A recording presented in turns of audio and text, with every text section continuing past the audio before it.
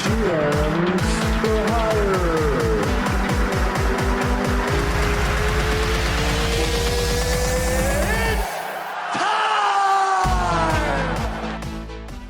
Welcome back to another episode of GMs for Hire. I am Jamil. With me is RJ, and we're talking about college football yet again. Today we are talking about where it matters the most. We're the Paul Feinbaum, the SEC, Southeastern Conference, baby.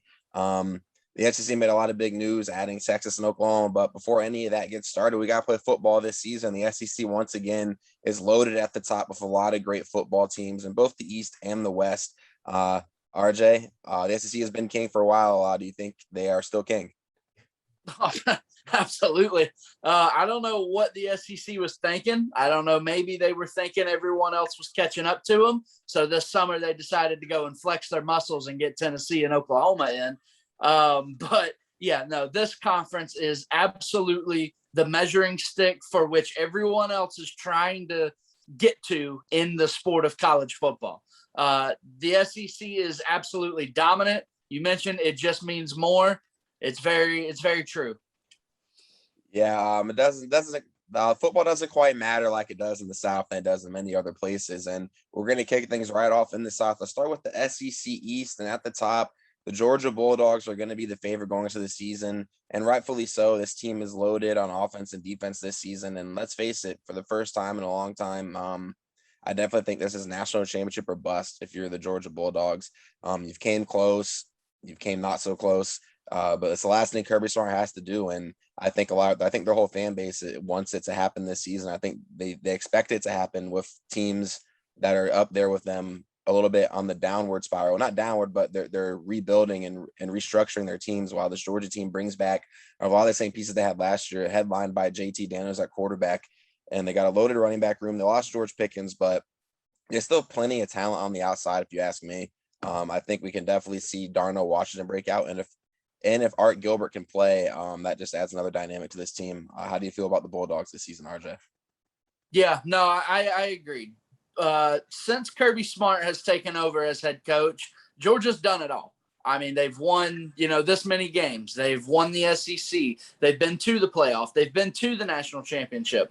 They've done it all, but they have not been able to close the deal. They haven't won the national championship yet. And you're talking about a program that takes football very seriously, and the fact that they haven't won a championship in a long time is definitely starting to bug them. It's bugging boosters. It's bugging, all the recruiting in that area. Kirby Smart at some point has to get it done. Now, what I don't like in college football is that we hold certain coaches to such a standard where if Kirby Smart doesn't win the national championship this year, the year's a failure and he might be on the hot seat.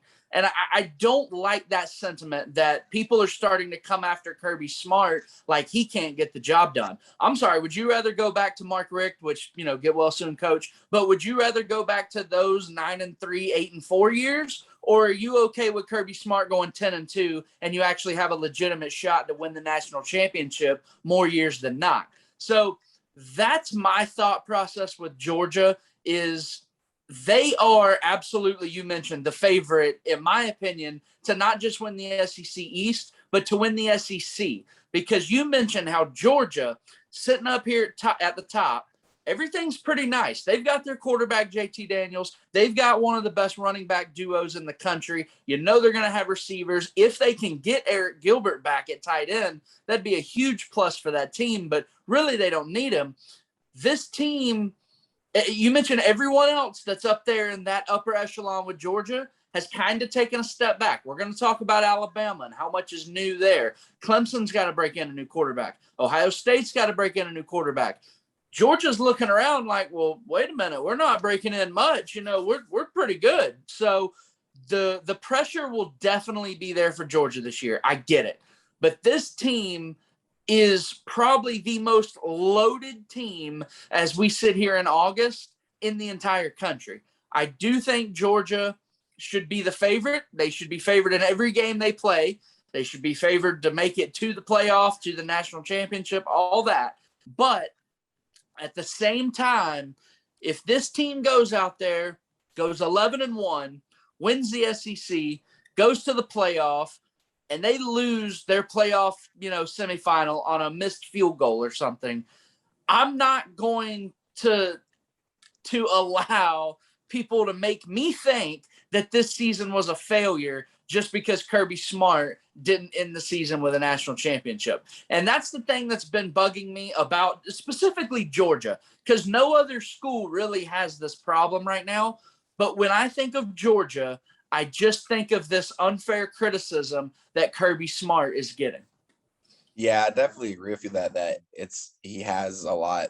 But basically, if it's not championship or bust, he's on the hot seat, which I don't think he should be on the hot seat necessarily, because you're not going to replace him. And if you do, what are you going to replace him with? Like, it's not like you're going to go out there and get another top 5 head football coach. He's recruiting at an elite level. He's coaching at an elite level.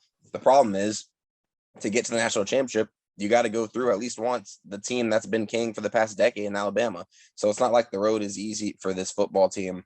But I definitely agree with you that they definitely should make a deep run this season. I think it starts and ends with JT Daniels. I don't necessarily think he's going to light up the scoreboard and be the leading Heisman candidate, but I certainly think he can be the best quarterback Kirby Smart has had in his time at Georgia, and he's going to need to be if the Dogs are going to get to where they want to be. Moving right along in the conference, we think Georgia's going to be the top. But right behind them is the Florida Gators, a team that got them last year. And right now the sentiment is that was a one-hit wonder for the Gators, and they got Georgia on a down year, and they're not going to do it again. The Gators has had a historic offense and an unhistorically bad defense. It's usually flipped around, but now out goes a lot of the offense. Trask is gone along with Pitts and Tony, and now it's Emory Jones' time at quarterback. And I think a lot of people are just assuming that Emory Jones is going to be bad, but if we're going to be honest, this is the type of quarterback that Dan Mullen's worked with the most in his time. Look back to Dak Prescott, this is the same kind of build of a quarterback that can run and throw. And I definitely think he's going to maneuver the offense to cater to Emory Jones. I don't think Emory Jones is a horrible player. No, absolutely not. No. So everyone who is a lazy college football fan, they can sit here and say, oh, well, Florida, they lost Kyle Trask, they lost Kyle Pitts, Kadarius Toney. Look at those first-round picks and their quarterback and this and that. Oh, Florida's going to take a step back. And it's just an automatic thought. Oh, we don't have to worry about Florida this year. Last year was their shot. I don't agree with that at all. Emory Jones is a baller. He is a straight-up stud. Yes, what Kyle Trask did last year was absolutely amazing. He played out of his mind, got all the way up to a second-round pick. There was talks about him being a Heisman candidate. I believe he should have been. I think his numbers were just as good as Mac Jones, if not a little better. So, yes, Florida lost a lot last year. But this Emory Jones guy, he is about to come in and surprise a ton of people. Anyone that thinks Florida is about to fall off the face of the earth and go 8-4 just because they lost Kyle Trask and a couple receivers, you're going to need to think again. Number one, you're going to have to look at their schedule. And outside of Alabama and Georgia, there's not a lot there, talking SEC standards here. But their schedule really isn't that tough. So I think Florida definitely has a manageable schedule this year. The LSU game obviously will determine a lot because that's a big one for Florida. But Emory Jones is absolutely, I'm glad you mentioned, he is absolutely the perfect quarterback for Dan Mullen. Dan Mullen has become a superstar because of guys like Tim Tebow, Dak Prescott, and Nick Fitzgerald. Kyle Trask was none of those guys. Okay, he had an arm. He could do a lot of things through the air, but there wasn't really that threat of, oh, hey, this guy can take off running if the play breaks down. Emory Jones, on the other hand, he can absolutely do that. And it's not going to be just him because Florida, even though they lost some receivers last year, they didn't lose running backs. And the stable of running backs that the Florida Gators have on this roster right now, this team could run the triple option and go probably 11-1 this year. I mean, they are going to put a different guy in every down if they want to, let alone the quarterback can also do it himself. This offense is still going to be very good. Florida is going to have a good defense. I know last year there were some problems. They weren't up to their Florida Gators standard, but that's a tough standard to live up to every single season. I definitely expect that Gator defense to bounce back and complement this Florida offense that I think might even be a little better than it was last year. Yeah, definitely the defense is going to be better, and they have to be better if you ask me. But for me, there's no way they average 30 points a game again against that unit. That's really going to be really hard to do again, to get beat as bad as they did last year on defense. I think they have enough good players in that defense to counteract that. I think they'll definitely bounce back this season. But on offense, I agree with a lot of things you were saying about the Gators. Last year they didn't run the ball that well, and they didn't run it that much. But I kind of compare it to the Buffalo Bills. You don't have to run if you're passing so good. So now this Exactly. season you have a whole new quarterback and you have a whole new wrinkle. They're going to run the ball a lot more. I think it's going to be a lot more effective. And I think people forget that Emory Jones was one of Dan Mullen's first big wins and recruiting as the head coach at Florida. Came in and flipped them from Ohio State, where Ohio State really wanted him or not is a question to be had for another day. But he flipped them and he got him to come to Florida. And this was his first really big guy he went after and he got. So I think a lot of people are just hating on Emory Jones because they haven't really seen him play much. They're saying he can't throw, but this is a guy that's thrown less than 70 passes in his whole career. So really, can we judge him already? I don't think we can. And I think he's going to prove a lot of people wrong. And he's a guy that could potentially, you talk about guys before the season, you're like, well, we know these quarterbacks are really, really good, but where are the quarterbacks that we're not talking about that could potentially rise up when we start talking about the end of the season? Emory Jones to me is at the top of that list. Or a guy that we're not really talking about right now, but at the end of the season, he could be a guy we're talking about. Man, this dude is a really, really good quarterback. And maybe pro teams are going to start looking at him. He's got a wicked arm. He has athleticism.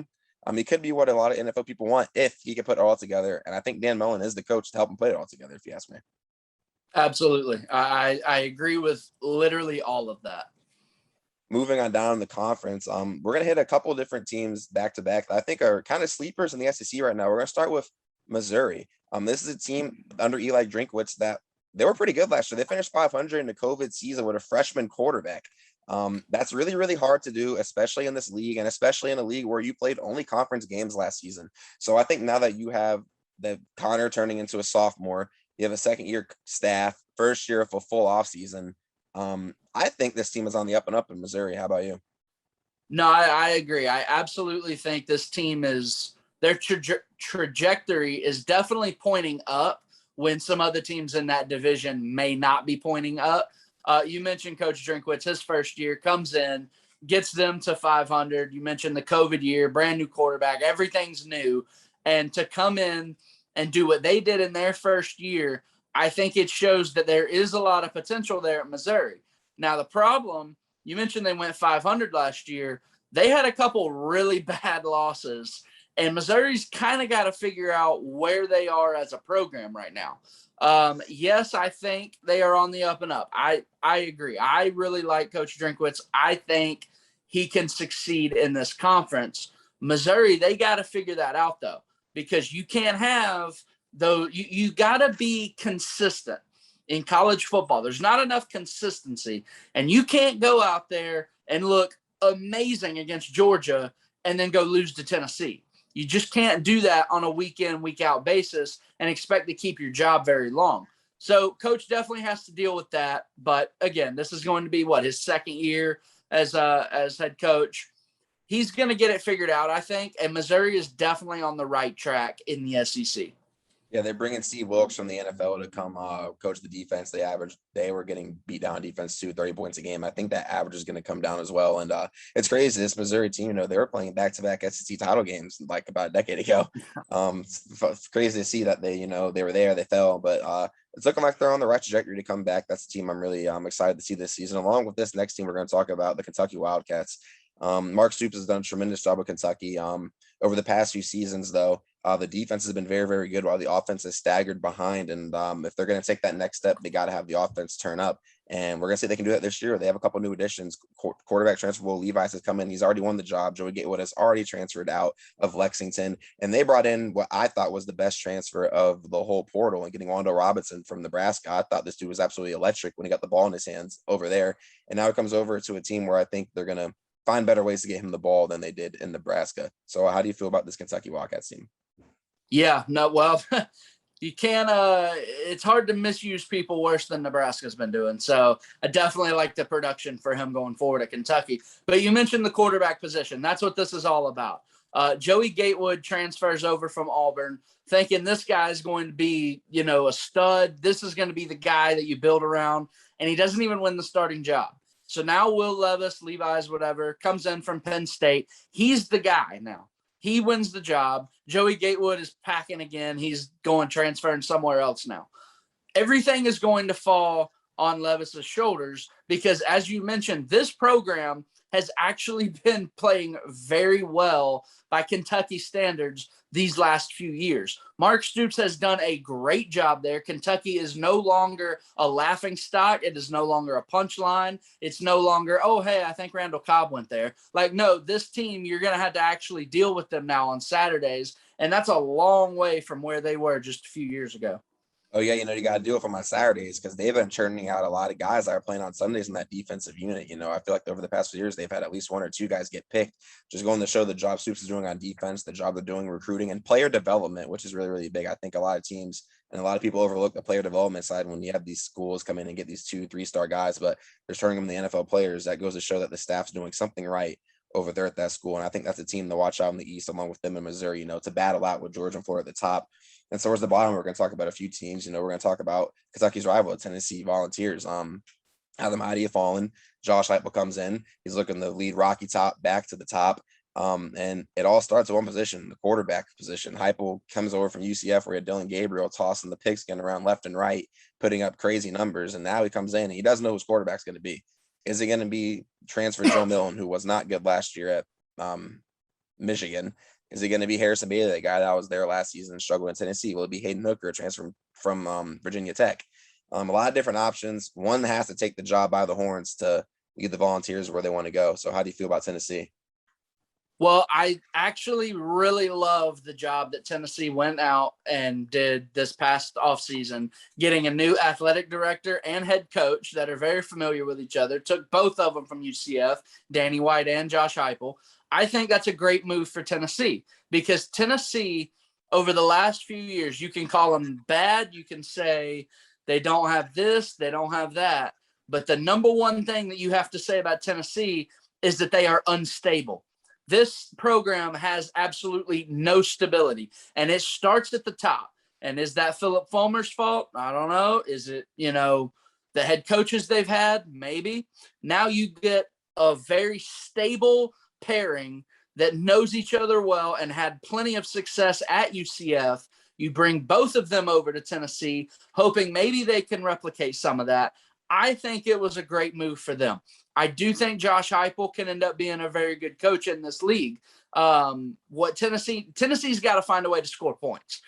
You mentioned Josh Heupel is going to score points. Who's going to score the points for Heupel? That is obviously the question with the quarterback position. I think it should be Hendon Hooker. Joe Milton did not look good at Michigan at all, but no quarterback at Michigan has since Tom Brady, I think. And you mentioned the guys that they already had. There's a reason they already had them and they weren't, starters. So Hendon Hooker, I think, should come in, be the starter at Tennessee with Josh Heupel. He's definitely not Dylan Gabriel, but there's not very many quarterbacks in the country that are.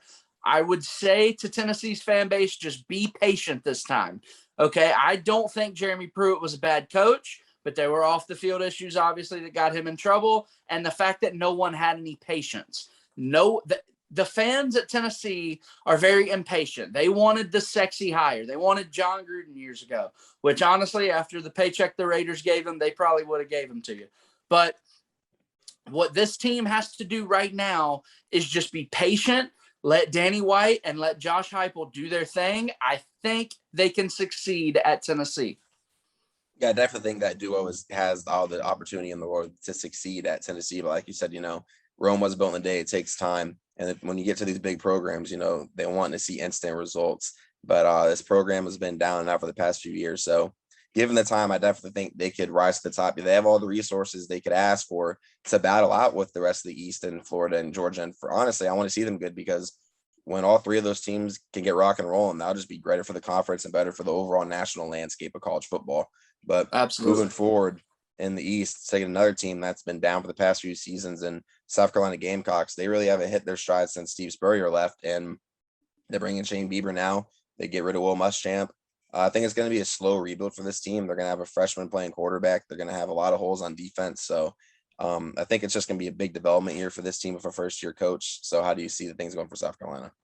Yes, they got a long way to go. Coach Beamer, good luck. This is definitely, this is a program, and I hate to jump all over them because I actually kind of like South Carolina, but this is a program that when I say a fan base needs to learn their place, this is absolutely textbook. South Carolina has never been good at football ever, except for when Steve Spurrier showed up. Steve Spurrier is one of the greatest college football coaches of all time and took this dreadful program that had never accomplished anything and won 11 games 3 years in a row, got them their first ever $1 million booster, and had them as the big dogs in the state of South Carolina. Ever since Steve Spurrier left, this program and this fan base has thought that they were something that they really aren't. I personally think Will Muschamp was the perfect coach for South Carolina. South Carolina is an 8-4, 9-3 program. Will Muschamp is an 8-4, 9-3 coach. I thought it was a match made in heaven, and they ran him out of town. So you know what? Here's your 2-10 seasons. Deal with it and see if Shane Beamer can get you there. Yeah, it's definitely going to look bleak this season. But I think the problem with Muschamp was that it was a little bit inconsistency. And he's supposed to be this great defensive coach, but sometimes the defense didn't play up the standards, the offense. Let's start with the offense. They really had no consistency at quarterback. And that really was what derailed his tenure with South Carolina, I think, was the lack of points being scored. But, yeah, you might not be too far off with Muschamp being a good fit for South Carolina, but the losses started piling up and they decided to go a different way. So we'll see what the road for South Carolina looks like. Because once you get a taste of success, you don't want to really get rid of it. And they really haven't had it since Spurrier left. So we'll see if they can find a way to get back over there. To finish out the East, little old Vanderbilt, the smartest school in the conference, but not necessarily putting up the most points. That doesn't, all those good math scores don't lead to putting up points on the actual football scoreboard. But they have a new coach and Clark Lee coming over from Notre Dame. He's a Vanderbilt guy, Tennessee guy. So we'll see if he can get the program to start paying attention a little bit more to football and a little bit less to baseball. But that's the goal for this team. But I feel like when you're a program, it's the same thing we talked about with Kansas. It's a program where you're going to reap the benefits of being in these conferences to get the money, but you're not necessarily always going to put your best foot forward when it comes to football because that's just not what you do. But we'll see if he can come in here and change the trajectory of that at Vanderbilt. Yeah. So I was just in Nashville a couple weeks ago, saw the campus. It is right on Broadway. I mean, it is downtown Nashville. So if Coach Lee can just show these recruits and be like, dude, look, come here, you can party on Broadway 10 minutes away. Like, it's right there, bud. You could walk to Broadway if you wanted to. Like, tell you what, buddy, we got a scooter right here. You take the scooter, take one left, one right, boom, you're at the bar. It is right there, bro. Everything you want is right there. So if they can figure out a way to use that in recruiting, I get it. They still have their standards for, test scores and things like that. But this is a program that should be better. The whole time I was there, I was like, oh my God, I would definitely come play football at Vanderbilt. Like, this is awesome. Like, Broadway is right there. So yeah, I would love to see Vanderbilt be better. I think it'd be fun, downtown Nashville. They got to figure out a way to get those kids to, come and stay and all that. I get it. It's an academic school, not an athletic school, at least not a football school. Clark Lee, good luck. I know you're a Tennessee guy. Good luck and get ready for baseball season, I guess. You're right, though. It is a really great area. And, we've seen how Nashville turns up for the pro sports teams there. So if you could somehow start putting a winning product on the field, I think it's evident that the community will support them. It's just, you got to get the product there. And, like we said, it just might not be in the cards for the university. It might just be what they want to do. But, it's a slow start. If you get the right coach and start like the player development, like we mentioned, maybe you can become a 6-7 win team, go to bowl games consistently. Obviously, you're not going to go to no national championships off the bat, but, you got to start somewhere and maybe they can do that. So we'll see. Because like you said, Broadway's right there. Bro, it's right there. Moving on to not the biggest city in the South, one of the biggest party cities in the South, little old Tuscaloosa, Alabama. We'll go to the SEC West. We'll start at the top.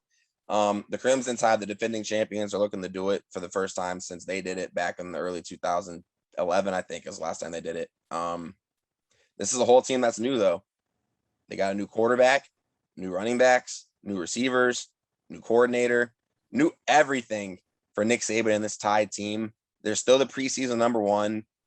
All signs point to them getting back to where they belong at the top. But the road's not necessarily going to be so easy, and they start off hot with Miami week 1. So how do you see things going for Alabama this season? Yeah, look, I'm not going to sit here and be that guy to say, oh, this is the year. This is the year that Alabama falls off. Like, oh, no, they got to replace everybody. Yeah, it's college football. Alabama replaces people every year. Now, the thing with this year is there's a lot of new, okay? They're going to have to replace their quarterback, which, of course, Bryce Young comes in as a 5-star. They have to replace their running back. They have to replace receivers. They have, 3 offensive linemen that got drafted in the first round or 2. Your offensive coordinator is gone, and he was the best offensive coordinator in the country. This isn't just a offensive coordinator that you got to replace. This is the offensive coordinator that you've got to replace. And you have to start on a neutral site game against a great quarterback in De'Aaron King. You get a breather. And then your week 3 game, you're traveling to the swamp. And we just mentioned how I think Florida's offense is going to be right there. So, yes, there's a lot of new for Alabama on offense. And when you look at a couple of those first games with Miami and Florida on deck, Alabama's defense is going to have to take over and win them games. Now, that's obviously not a problem. Nick Saban, the defensive guy, they recruit out of their mind. I mean, they're basically the 33rd NFL team, but this team is going to have growing pains. I would love to sit here and say that they lost everybody, their season's over. I personally would love to see Alabama go 8-4. I would love it if Bryce Young wasn't any good, but we got to be honest with ourselves, okay? This team is going to be good, just maybe not Alabama-like in that first month of the season. And so that's where those big games against Miami and Florida end up being even bigger, because can you trip this team up early while they're still learning?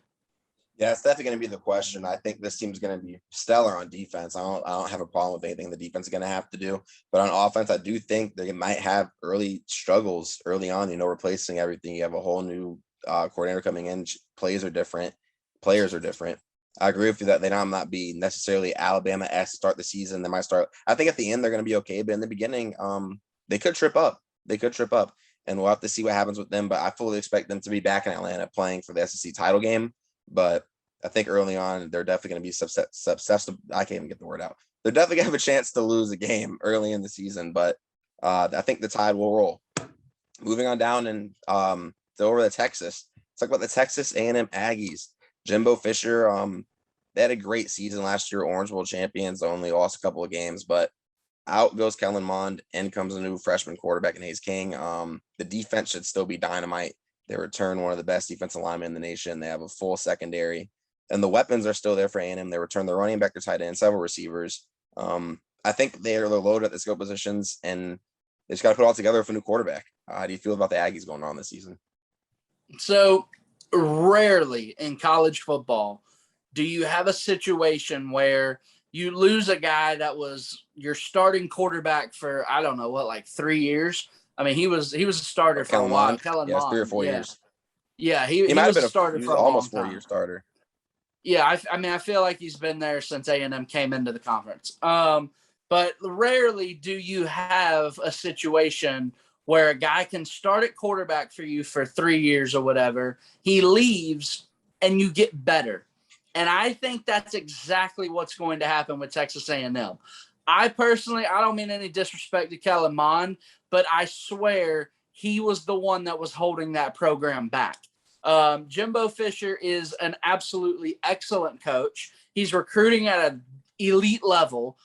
This team is loaded. You mentioned they've got the defensive line's disgusting. Their skill position players are disgusting. Texas A&M is going to be a very good team. They just needed the quarterback that could lead them and get them there. And I just don't think Kellen Mond was the guy. So that being said, now that he's gone, I think you're about to see this team really blossom into something, and I think Texas A&M can make real noise nationally. You're not the only person that I've heard talk about like that with Kellen Mond, that he might have been the player holding them back, But I'm looking at Kellen Mond. I think he was a good player for them last year. He was a big senior leader. And if you look at him, he definitely got better while Jimbo Fisher was there. But there was times where you felt like he should have made this throw better. He should have made this read better. There was times where you felt like he made mistakes he probably shouldn't have made. So we'll see what they can do with a freshman quarterback. I think that's the big part is you go from being a senior leader, a 4-year guy, to a freshman. So we'll see if they're just as good off a rip. But this is a team that has expectations to get to Atlanta this season. They have expectations to finally beat Alabama and to get to the SEC championship game, because last year they definitely felt snubbed out of that last playoff spot, even whether it was warranted or not for them to feel that way. I think they definitely felt that way. I think they're gonna have a chip on their shoulder going into this season, trying to get the best of Alabama. Moving on in this conference, we'll hit LSU, team that 2 years ago was playing for a national championship. Last year, COVID season, they had a lot of opt-outs. A lot of their best players didn't play. They go 500. Max Johnson now is the quarterback for sure going in the next season. And he's going to have to lead this team back on offense. I think he's going to have to be the guy to get him going. He's definitely the guy there now. There's no Clyde Edwards at running back. There's no Jamar Chase at receiver. It's him, and he's going to have to develop with this whole new cast of offense. While the defense, I think, is still going to be stout. I don't think we're going to have to worry too much about the defense. We're just going to see if the offense can keep pace and if Max Johnson can keep developing. So what do you think about LSU this season? Yeah, LSU, I definitely think they're going to have a bounce back season. Now, they're not going to bounce back 15-0. Joe Burrow's not walking through the door. But this team, it was inevitable that they were going to regress last year, right? I mean, they lost Burrow, Justin Jefferson, Clyde Edwards-Helaire. I mean, they lost almost all of their starters. And then Jamar Chase sits out. Joe Brady's out. I mean, the team was going to regress last year. So anybody that was terribly shocked by that, I don't know what to tell you. I do think this team will bounce back this year. Max Johnson knows he's the quarterback now after Miles Brennan gets injured in camp the other day. So Max Johnson knows the team is his. And he's got a stud receiver in Kayshon Boutte that he can rely on, and maybe they can make some magic. I'm not saying they're going to be Burrow and Chase. Probably won't see that again for a long time. But this duo has to work together, and they got to find some kind of rhythm on offense for LSU. They got to figure out how to score points, because you mentioned that defense should be improved. You have Derek Stingley, one of the best players in the entire country, on that defense. Those are the guys you're going to have to turn to, and those are the guys that are going to have to take LSU to where they need to be. Now, playing in the SEC West, it's not easy. We get it. This is the hardest division in all of football. So it's a tough one. It's going to be a long season for LSU, but I do think this team is good. I think this team can still go 8-4, maybe 9-3. But it's going to take a good coaching job by Coach O this year.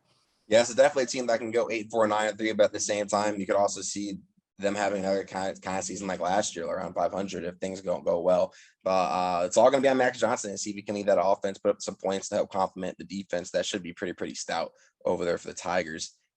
Continuing in this conference, we're going to hit an offense that we're going to have to not worry about at all. That's Ole Miss.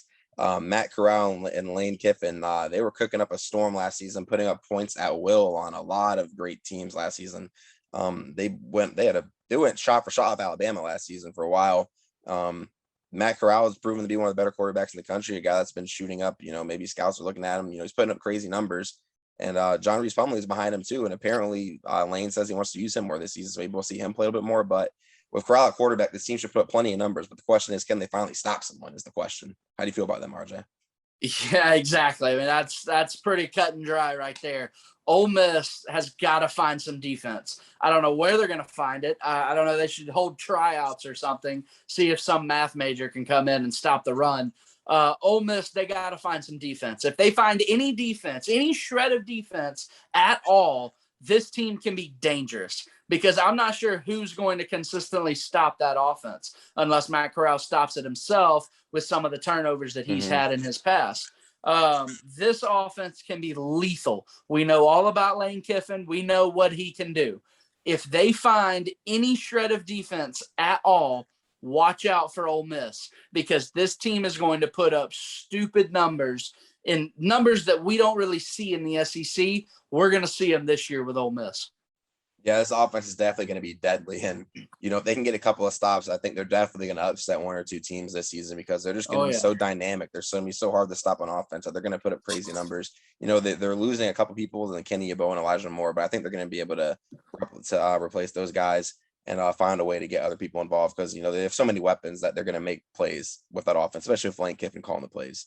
Team didn't move in the conference. Let's hit Auburn. Out is Gus Malzahn. He went over to UCF. And we'll see what they can do with Brian Harrison. He comes over from Boise State. And, when you switch things up like this, you bring in a whole new coach from a guy that doesn't have Southern roots. It doesn't necessarily sit right with some of the people, the boosters, the people really close to the program. But he brings in a whole new philosophy, a whole new guy. He's not what Gus Malzahn was. So we'll see what they can do over in Auburn. They need Bo Nix to step up. If he's going to be the guy, he was supposed to be the guy with Gus Malzahn. He wasn't. Finley transferred in from LSU to battle out with Nix. Maybe that's the edge he needed to step up. We'll see. But how do you feel about Auburn going into this season? I think Auburn made a mistake in firing Gus Malzahn, and I think they're going to figure that out this year. Look, Brian Harsin did great things at Boise State. I think he can coach, obviously. Is the fit right? You mentioned he's not a Southern guy with Southern roots, anything like that. Is the fit going to be there with Auburn? I don't know. That's going to take time. We're just going to have to see. But I do think Auburn made a mistake in letting Gus Malzahn go, and I think they're going to have to deal with that mistake all year. Auburn is going to have a very long season.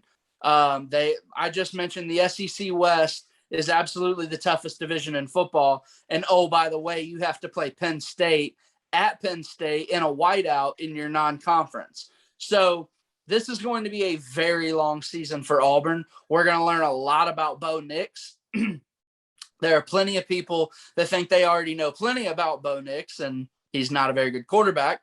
I think he's a decent quarterback. I think Bo Nix had the problem of becoming a superstar in his very first game when he threw the game winner to beat Oregon on Saturday Night Football in Jerry World.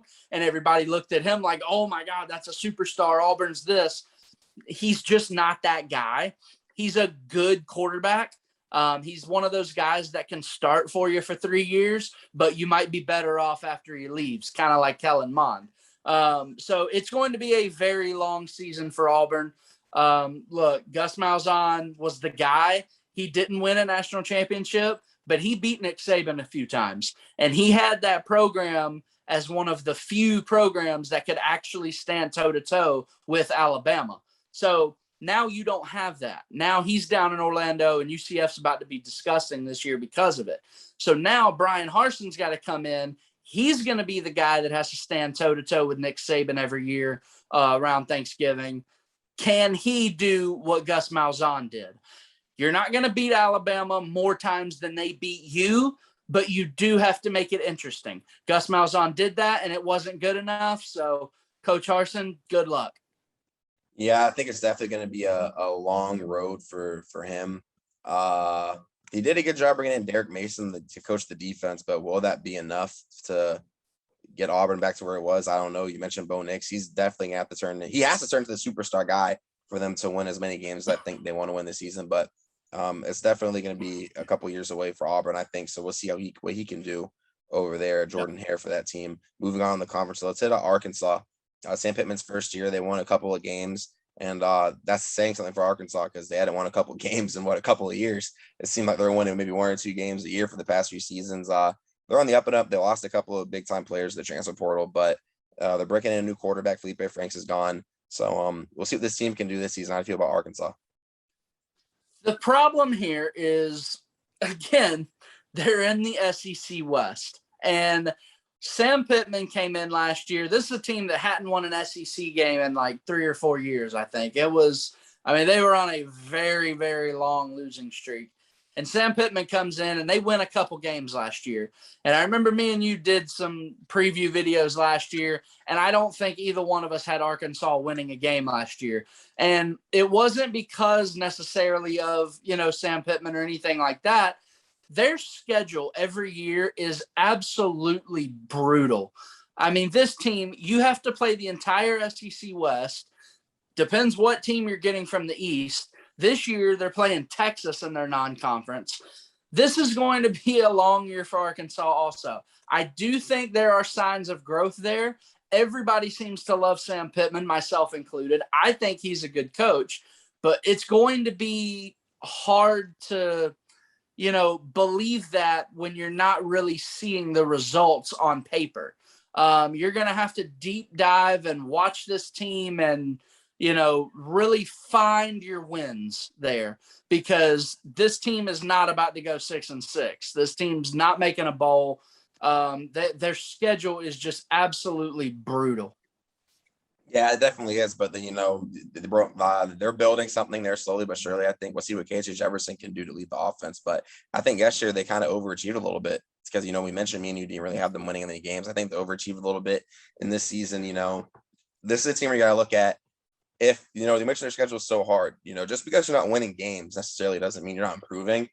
I think that's something to look at with these kind of programs. And you got to really look between the stats, between the lines, if you see guys improving, if they're getting better year to year and you're not winning the games, that doesn't necessarily mean you're getting worse. It means you're getting closer and you're getting that much closer to beating some of these teams. So I think that's something we need to look out for with Arkansas this season, to see some of that player development, to see some of these games be a little more closer than what we thought and be like, hey, they're really not as far off as maybe we think they are. So we'll see what they can do in year 2 under Pittman. And to wrap up the SEC West, we'll go to Starkville, Mississippi State. This is a team that me and you, we were excited to see last year with the air raid and Mike Leach. I'm pretty sure me and you both predicted they were going to beat LSU. They did it. They started with a bang, and then everything went downhill. Everything went downhill. They couldn't score anymore. They couldn't defend.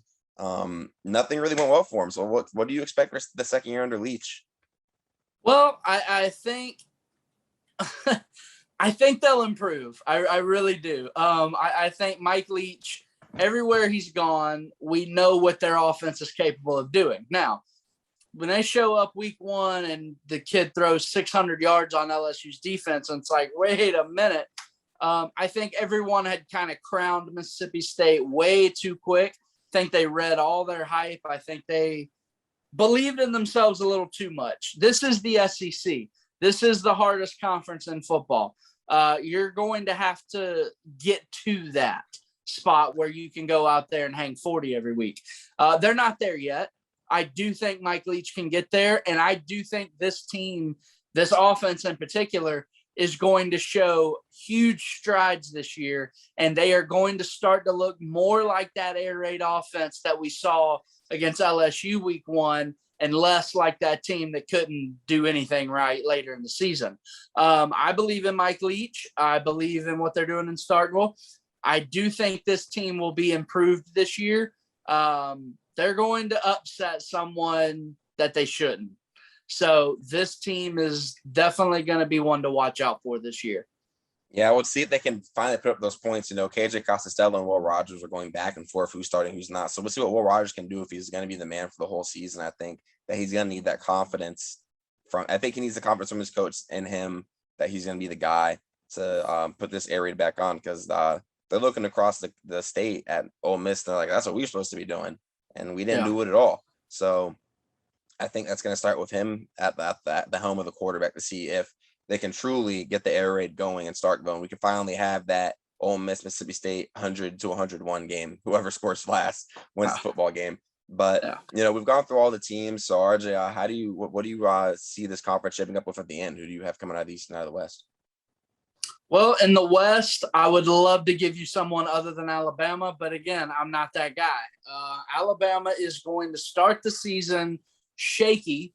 They are going to have a lot of new that they got to break in, but look, when it comes time to, crown a champion in Atlanta come December, Alabama will be there. And I think they're going to play Georgia. I think Georgia gets them. I think Georgia has everything already set. That team's going to be humming. They're going to be all right. And Georgia will finally beat Alabama, and Georgia will be in the college football playoff. And do you think Alabama gets in as a 4 seed or no? I don't think so. All right. Well, we'll talk more about that definitely in our last prediction video. But I definitely agree with you. I think that Alabama is for sure going to win the West. And, I think in the first few weeks it's going to be not the easiest road, but I don't see another team in the West that's really going to go toe-to-toe with them other than Texas A&M. But I think that's a losable game for them, though. I definitely think it is. Yeah. But right now I'm going to go with Alabama, but I have that A&M game circled because I think that's one team that can really get them. I think that's going to be a tough game for the Tide to win. And over there in the East, I think that Georgia's only competition is going to be versus the Gators. And, Georgia has that one game week 1 against Clemson. That's going to help them because a loss there doesn't even kill you in the SEC. So I think they're going to learn a lot about themselves in that team in week 1. I need to see what JT Daniels is going to do. I need to see if JT Daniels is going to be the best quarterback Kirby Smart's had, because I think the best one he's had so far has been Jake Fromm. And I think Daniels is going to be a better version of Jake Fromm. I think he's going to be able to get these boys to the SEC championship. And if they can get Art Gilbert back, I think that will help their offense tremendously. And I think they will be able to beat Alabama as well. But I feel like both of those teams might still get in. We'll definitely talk more about that at the end. But who are some of the players you're looking at in this conference, to make a difference? Well, I mentioned that I don't think Florida is going to take too much of a step back. And I mentioned that running back room of theirs that is just disgusting. And everybody forgets about 5-star DeMarcus Bowman that was committed to Clemson and transferred and is now on the Florida Gators. This guy is going to be an absolute stud for Florida. Yes, they've already got like 3 different guys they can hand the ball to, and now DeMarcus Bowman is going to come in. Had to sit out last year.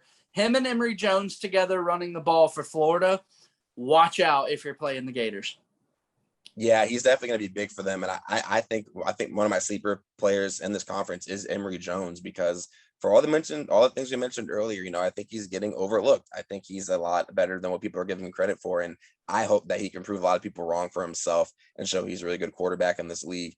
And another player I'm really, really, really looking at, I'm excited to see, is number 0 for Texas A&M, Honest Smith. He lines up a running back. He lines up at receiver. This dude's a do-it-all guy. When he gets the ball in his hands, he's very, very dangerous. I think he's a little hidden because, he's not the starting running back with Spiller, and he's not Wendemeyer at tight end. But if you watch this A&M team play, this dude's a go-getter, and I think he's a very, very important part of that offense for Texas A&M.